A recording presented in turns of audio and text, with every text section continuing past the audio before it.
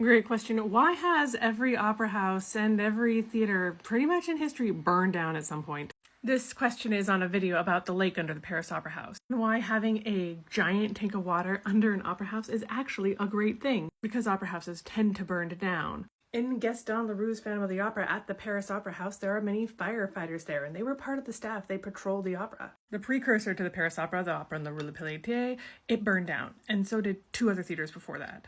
This is about La Scala, the most famous opera house in the world. According to some, in Milan, it was Teatro Regio Ducale, and it burned down. The opera house in Venice is called La Fenice, meaning it's a phoenix rising from the ashes, because it's burned down 3 times, which is really impressive in Venice. It's not just operas, it's all sorts of theaters. The Globe Theatre burned down in 1613. The Royal Opera House at Covent Garden is the 3rd on that site following disastrous fires. Why do these operas and theaters keep burning down? Well, in general, these were giant wooden buildings full of fire and people who were moving around a lot. And I mean a lot of fire.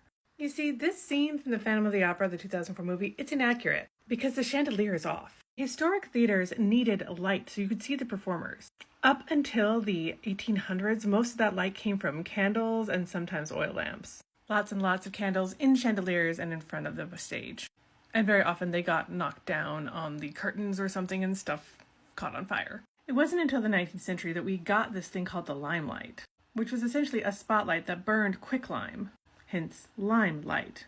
Limelight operators had to actually manually manipulate the lime so it didn't burn too hot or too fast and burned evenly. But it did burn very hot and very fast, and these guys also caught on fire all the time. That's why at the Paris Opera House at the time Phantom of the Opera is set, this chandelier would have been lit and bright during the entire performance. Not just so you could see the performance, but so you could see the audience, because you came to the opera to be seen. It wasn't until the 19th century and Richard Wagner that we started turning off the lights in opera houses, because he wanted people to focus on the show or something.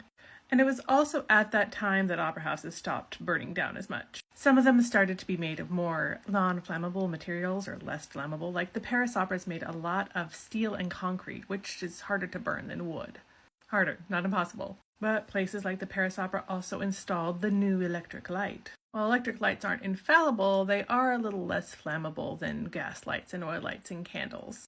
The Paris Opera started installing electric lights at the end of 1881, which actually helps confirm to us when this Phantom of the Opera is set, because Gaston Leroux makes this whole big deal about the gas lights and Eric turning off the gas lights, so that if there weren't any gas lights after 1881, it can't be set after 81. Never mind. I've gotten off track. But yeah, giant buildings full of chaotic people, full of fire, and made of wood equal a long history of theater fires. The more you know.